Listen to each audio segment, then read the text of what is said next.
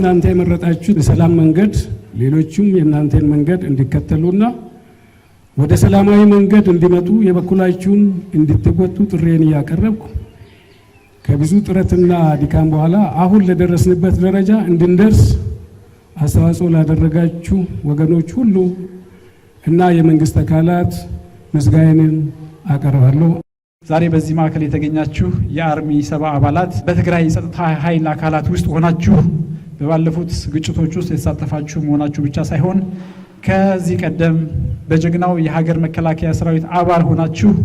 ለሀገር ሰላም፣ ለሀገር ደህንነት ዋጋ የከፈላችሁ ውድ የኢትዮጵያ ልጆች በመሆናችሁ የሰላም ዋጋው በጥልቀት ትረዱታላችሁ፣ ይገባችኋል በሚል ነው። እናንተን በዚህ ማዕከል ተቀብለን በዲዲአር ሂደት እናሳልፍ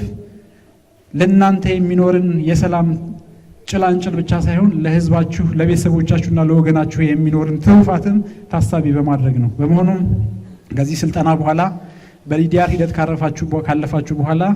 ለሚኖሩ የሰላም ግንባታ ስራዎች በሙሉ ቁርጠኛ ተሳታፊ በመሆን አጋዥ ሆናችሁ ከጎናችን እንድትቆሙ ጥሬን ማስተላለፍ እፈልጋለሁ። ብሔራዊ ተሃድሶ ኮሚሽን የተሰጠውን ዓላማ ለማሳካት ባለፉት 1 ዓመታት